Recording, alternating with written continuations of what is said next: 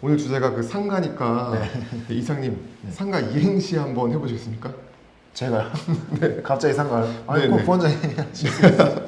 제가 한번 띄워드릴 테니까 한번 해보시겠어요? 네네. 상, 상가 가.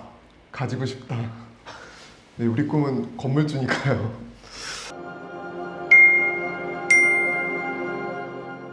네, 오늘은 그 이상님과 함께 이 상가 투자에 대해서 한번 이야기를 나눠보겠습니다. 이상님께서는 평소에 네. 상가 중개업을 많이 하시니까 네. 이제 전월세를 많이 맞추셨을 텐데 네.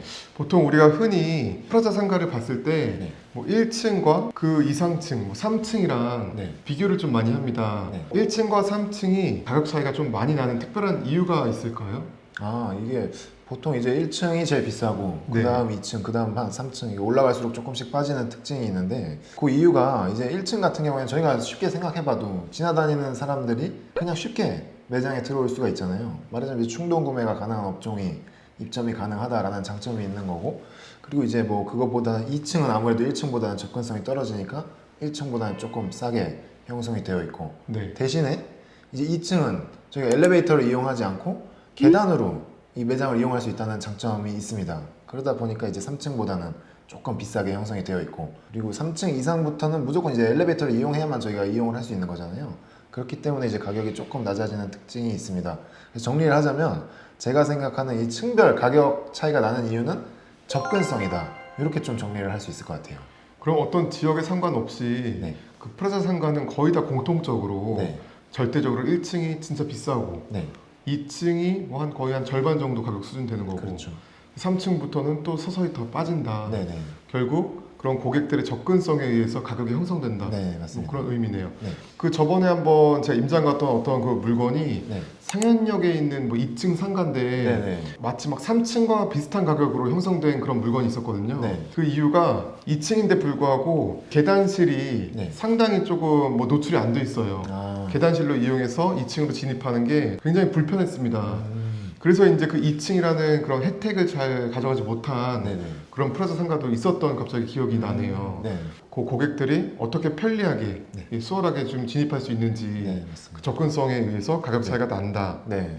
그러면 우리가 이 투자자 관점에서는 네. 임대 사업자가 그 물건을 이제 선택할 때 네. 1층이 좋은지 아니면 그 3층 이상 구분 상가가 좋은지 네. 혹시 임대 사업자 입장에서는 몇 층이 좀 가장 좋을까요?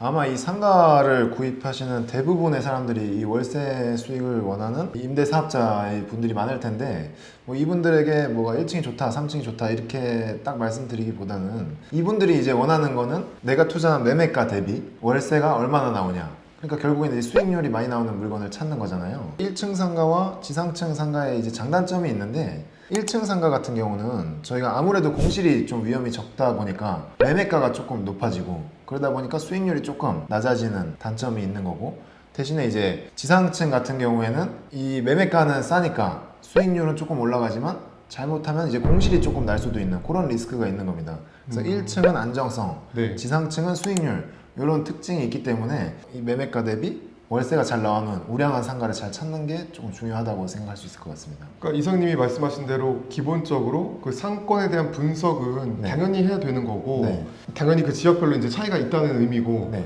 그랬을 때 1층과 3층을 내가 그 수익률에 좀 더 중심을 둘 거냐 네. 아니면 그냥 늘 안전하게 네. 지속적으로 그 수익이 들어오는 안전성을 따질 거냐 네, 맞습니다. 투자 성향에 따라서는 조금 뭐 차이가 있을 수 있다는 네네. 그런 말씀인 것 같습니다. 맞습니다. 그러면 그런 뭐 임대료라는 게 네. 그 미래에는 뭐 어떤 요인에 의해서 좀 상승이 좀 될까 뭐 그런 부분도 좀 궁금합니다. 그냥 보편적으로는 물가 상승 대비 뭐 서서히 오르겠지만 네네. 우리가 그 임대 사업자 투자자 입장에서는 네.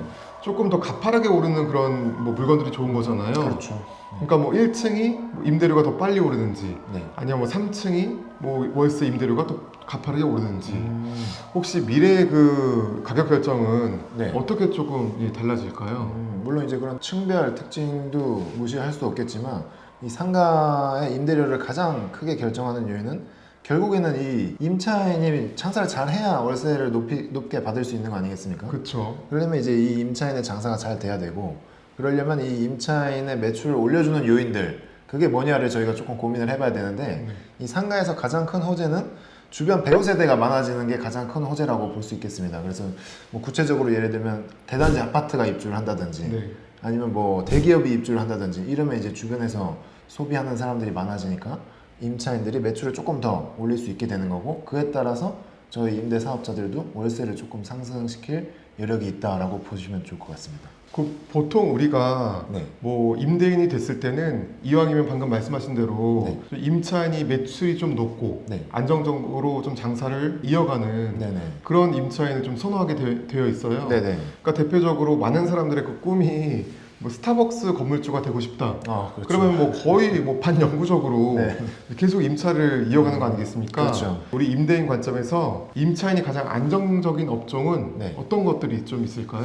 물론 이제 이 업종도 편차가 있겠지만 저희가 흔히 생각할 수 있는 업종으로는 이제 학군지 성격의 상권에 있는 학원들, 아이들 교육은 언제나 이게 저희 최우선 순위 아닙니까? 네. 그러다 보니까 이제 학군지 상권에 있는 학원 업종 같은 경우에는 굉장히 좀 안정적으로 오래 영업을 하는 경우가 많고, 네. 그 다음에 이제 저희가 가장 선호하는 업종 병원이죠. 병원 아무래도 이제 요새 인구가 줄어들고 그리고 노령 인구가 많아지면서 이 병원이 굉장히 좀 성업을 하고 있고, 네. 이 내 상가에 병원이 들어온다. 요건 이제 임대인 입장에서는 굉장히 큰 호재라고 볼 수 있고요. 뭐 그 이외에도 내 상가에 시설 투자를 많이 하는 업종들이 있다면 이분들은 아무래도 내가 투자비를 몇 억씩 투자를 했으니까 쉽게 빠져나갈 수는 없겠죠. 뭐 영업이 안 되더라도 반드시 다음 사람을 구해놓고 나가는 경우가 많기 때문에 이런 시설 투자를 많이 하는 업종들은 임대인으로서 굉장히 환호할 만한 일이다라고 생각을 할 수 있겠습니다. 우리가 같이 지금 뭐 투자해서 담당하고 있는 네. 그 일산 설문동에 네네. 그 임차인이 그 냉동창고 시설까지 아. 투자를 했잖아요. 그렇죠, 그렇죠. 몇 억 들여서. 네. 그러니까 어쩐지 그 임차인은 처음부터 임대차 계약을 몇 년 하자고 했죠? 그 임차인 같은 경우에는 뭐 저희가 말하지도 않았는데 6년은 무조건 보장을 해달라. 그래 이제 본인들이 시설을 할 수 있기 때문에, 그래서 그런 시설비가 많이 들어가는 업종들은 이제 이런 안정적. 창고뿐만 아니라 이제 대형 프랜차이즈들도 기본 5년씩 계약을 하기 때문에 네. 안정적이다 이렇게 생각을 할 수 있겠습니다. 그리고 앞서 말씀하신 뭐 학원이나 병원처럼 경기 침체에도 소비를 할 수밖에 없는 네네. 그런 업종들이 이제 우리 임대인 관점에서는 안정적인 임차인이다. 맞습니다. 계속 좋은 말씀을 해주시고 계신데요. 네. 오늘 주제가 그 상가니까 네, 이상님 상가 이행시 한번 해보시겠습니까? 제가 갑자기 상가를 아니 네네. 꼭 부원장이 하시겠어요? 제가 한번 띄워드릴 테니까 한번 해보시겠어요? 네네. 상가 가 가지고 싶다. 네, 우리 꿈은 건물주니까요.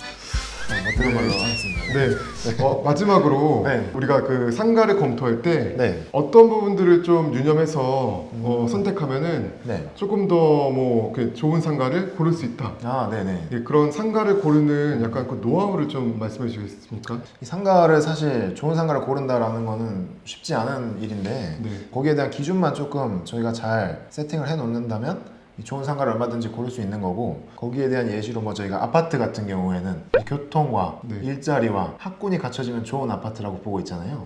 그런 것처럼 이 좋은 상가는 배우 세대를 잘 갖추고 있고, 이 배우 세대에 동선이 잘 나오고 근처에 상가 공급량이 별로 없는 요 세 가지 배동상 세 가지를 갖추면 좋은 상가다라고 저희가 좀 정의를 해볼 수가 있겠습니다. 그 영상을 보시는 여러분들도 배동상을 기억하시면서 경매를 접근하시는 분들도 그 정보지에서 분명히 그 보석 같은 좋은 물건들이 있으니까 잘 한번 찾아보시길 바라겠습니다. 오히려 지금처럼 시장 금리가 애매할 때 상가의 투자에 대한 수요가 적으니까 좋은 기회가 될 수 있습니다. 어차피 시간이 지나면은 금리는 좀 또 떨어질 수밖에 없는 경제적인 환경이 좀 갖춰져 있거든요. 그리고 얼마 전에 우리 학원 그 카페에 경매로 상가를 낙찰받아서 임대를 맞췄는데 임대 수익률이 대출을 끼고 연 545%가 나왔다. 보통 일반 매매 시장에서 이상님이 그 중개하실 때 네. 매수인이 그런 500% 이상의 그 수익률을 가져갈 수 있나요? 가져갈 수가 없죠. 뭐 이게 잘 나와야 5%에서 6% 정도 나오면 이제 잘 나오는 거고. 그렇죠. 하지만 경매는 얼마든지 내가 그 기회를 만들 수가 있으니까 네. 그 어마어마한 수익률을 만들 수 있다는 겁니다. 이게 숫자로 놓고 보니까 수익률이 정말 대단한 것 같지만 실제로는 우리가 이 경매나 NPL로는 무피 투자도 많이 하거든요. 내 돈 한 푼도 안 들이고 상가 보유하고 거기서 이제 따박따박 이제 월세가 발생되는 네. 무한대 수익률도 경매와 NPL은 가능하다는 겁니다. 이게 진짜 뭐 꿈 같은 이야기, 뭐 로또 같은 이야기가 결코 아닙니다. 네. 지속적으로 주변에 또 우리 원우님들이 네. 이렇게 그 상가를 경매로 낙찰받아서 많이 네. 그 좋은 수익을 만들어내고 있잖아요. 오늘 그 말씀드린 그런 내용을 바탕으로 여러분들도 좋은 상가를 발굴하셔서 상가 가지시길 바라겠습니다. 네, 그럼 오늘 영상은 여기서 마치겠습니다. 여러분들도 권투하시길 바랍니다. 감사합니다.